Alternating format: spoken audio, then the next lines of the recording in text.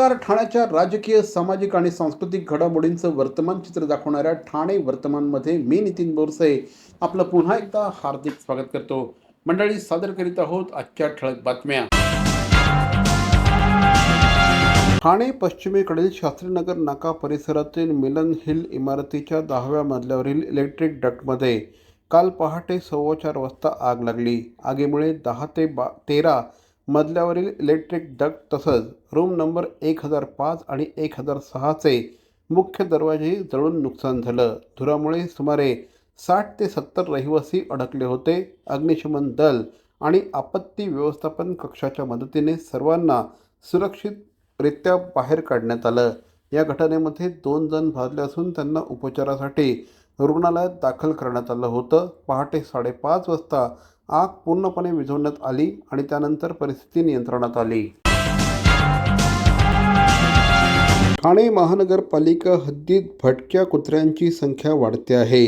या भटक्या श्वानांची देखभाल आणि काळजी घेण्याबाबत सर्वोच्च न्यायालयाने आदेश दिले आहेत.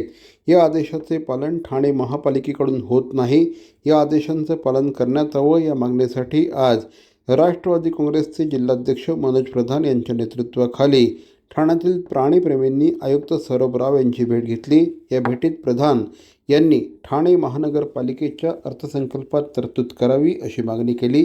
त्यावर राव यांनी प्राणीप्रेमींनी केलेल्या मागण्यांबाबत अनुकूलता दर्शवून लवकरच निर्विजीकरण केंद्र सुरू करण्याचं आश्वासन दिलं आहे.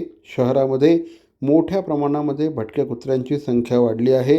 ही संख्या एवढी मोठी आहे की त्यामुळे अनेक ठिकाणी अपघात होत आहेत. अनेक ठिकाणी मोठ्या प्रमाणामध्ये नागरिकांना याचा त्रास होतो आहे. या संदर्भात महापालिकेने लवकरात लवकर पावलं उचलावी अशी विनंती या अर्जाद्वारे करण्यात आली आहे. मार्च 2022मध्ये ठाणे महानगरपालिकेमध्ये प्रशासकीय राजवटीला सुरुवात झाली. निवडणुका न झाल्याकारणाने ठाणे महापालिका बरखास्त करण्यात आली आणि त्यानंतर ठाणे महानगरपालिकेमध्ये प्रशासकीय राजवट आली. काल महापौर आणि उपमहापौरांची निवड झाली. त्यानंतर तब्बल 3 वर्ष 10 महिन्यानंतर महानगरपालिकेतील प्रशासकीय राजवट संपुष्टात आली आहे. पालिकेचा कारभार आता महापौर आणि उपमहापौरांच्या नेतृत्वाखाली चालणार आहे. मात्र एवढा मोठा काळ ठाणे महानगरपालिकेमध्ये प्रशासकाची राजवट असण्याचा हा कदाचित पहिलाच योग असावा. CP Goenka International School, nurturing talent at young age for scholastics, sports and performing arts in global perspective. Proud to have world toppers and country toppers in 10th standard Cambridge examinations. Ranked the best emerging school by the Times of India for personality over percentage, CP Goenka is the intelligent choice. Bhavani jewellers Thane, पारंपरिक आणि आधुनिक दागिन्यांचा अप्रतिम संगम. प्रत्येक स्त्रीची पहिली पसंती Bhavani jewellers Thane. नक्की भेट द्या. ठाणे महानगरपालिकेचे मालमत्ता कर म्हणजेच प्रॉपर्टी टॅक्स भरण्याचे आवाहन.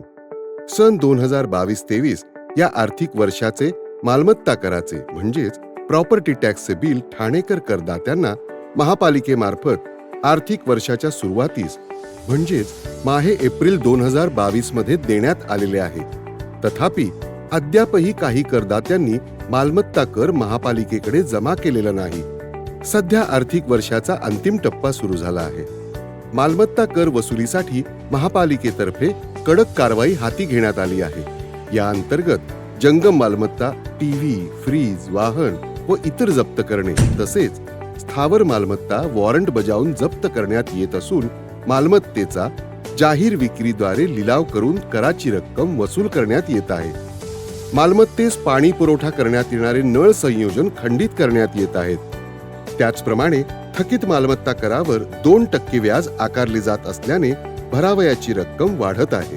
आपला मालमत्ता कर propertytax.thanecity.gov.in या लिंकद्वारे तसंच गुगल पे, फोन पे, पेटीएम याद्वारे ऑनलाईन पद्धतीने करण्याची सुविधा उपलब्ध करून दिली आहे.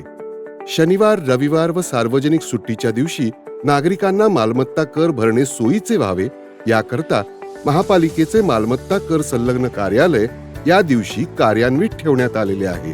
तरी मालमत्ता कर वसुलीची अप्रिय कारवाई टाळण्याच्या दृष्टिकोनातून मालमत्ता कर भरून महापालिकेस सहकार्य करावे. धन्यवाद. NKT शाळेचा वार्षिक कार्यक्रम मंगळवार दिनांक 2 फेब्रुवारी रोजी NKT शाळेच्या सभागृहात उत्साहात संपन्न झाला. यावेळेस विद्यार्थ्यांनी त्यांचे कलागुण सादर करून उपस्थितांची मनं जिंकली. कार्यक्रमाला प्रमुख अतिथी म्हणून डॉक्टर उषावर्ती शेट्टी तसंच अतिथी म्हणून डॉक्टर निकिता कोठारी ह्या उपस्थित होत्या. तसंच संस्थेचे सचिव नटवरलाल विरजीभाई ठक्कर, अध्यक्ष डॉक्टर नानजीभाई ठक्कर ठाणावाला यांच्यासह अनेक मान्यवर कार्यक्रमाला उपस्थित होते. विद्यार्थ्यांनी यावेळेस विविध सांस्कृतिक कार्यक्रम सादर केले.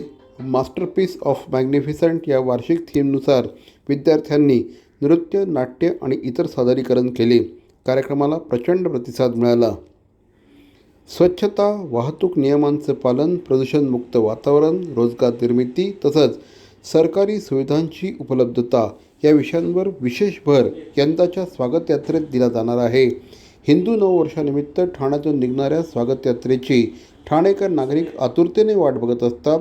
त्यानुसार स्वागत यात्रेची तयारी सुरू झाली असून यंदा समर्थ ठाणे, सशक्त भारत अशा प्रकारची थीम घेऊन ही स्वागत यात्रा निघणार असल्याची माहिती या निमित्ताने देण्यात आली आहे. खासदार श्रीकांत शिंदे यांचा वाढदिवस आज अतिशय उत्साहाने साजरा करण्यात आला. मात्र यात एक गोष्ट लक्षवेधी ठरली, ती म्हणजे श्रीकांत शिंदे यांच्या वाढदिवसानिमित्ताने एका चाहत्याने आपल्या निष्ठेचं अनोखं प्रदर्शन केलं आहे. या तरुणाने छातीवर मुख्यमंत्री एकनाथ शिंदे आणि पाठीवर खासदार श्रीकांत शिंदे यांचा भव्य टॅटू काढला आहे. हा टॅटू बघून श्रीकांत शिंदे यांनी देखील आश्चर्य व्यक्त केलं. खारेगाव टोलनाक्याच्या पुढे रेती बंदर परिसरामध्ये मुंब्र्याच्या दिशेने जाणाऱ्या रस्त्यावर आज सकाळी 6:02 भीषण अपघात झाला. MS04 KU 2012 क्रमांकाच्या अशोक लेलँड हेवी ट्रकने समोर जाणाऱ्या अज्ञात वाहनाला धडक दिल्याने हा अपघात घडला. या घटनेमध्ये ट्रक चालक राजकुमार वाहनामध्ये अडकले होते. त्यांचं वय 32 एवढं असून राहणार तळोजा इथले आहेत.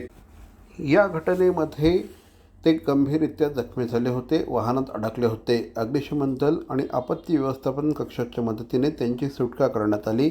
अपघातात त्यांच्या पायाला गंभीर दुखापत झाली असून त्यांना छत्रपती शिवाजी महाराज रुग्णालय कळवा येथे उपचारार्थ दाखल करण्यात आला आहे. अपघातग्रस्त वाहन बाजूला करण्याचं काम पोलिसांनी तात्काळ केल्याने या ठिकाणची वाहतूक सुरळीत झाली. तर या होत्या आजच्या ठळक बातम्या. ठाणे वर्तमानमधून आम्ही ठाण्याच्या राजकीय, सामाजिक आणि सांस्कृतिक घडामोडींचं वर्तमान चित्र दाखवण्याचा प्रयत्न करतोय. अर्थातच त्यासाठी आपल्या सहकार्याची गरज आहे. तेव्हा आपल्या सूचना आणि समस्या आम्हाला जरूर कळवा. आमचा पत्ता Thane Vartaman, Dadoji Konde stadium, shop number 16, Khatan road, Thane पश्चिम. दूरध्वनी क्रमांक 9820939420. तर मग पुन्हा भेटू उद्या याच वेळी याच ठिकाणी ठाणे वर्तमानमध्ये. तोपर्यंत धन्यवाद. जय हिंद, जय महाराष्ट्र.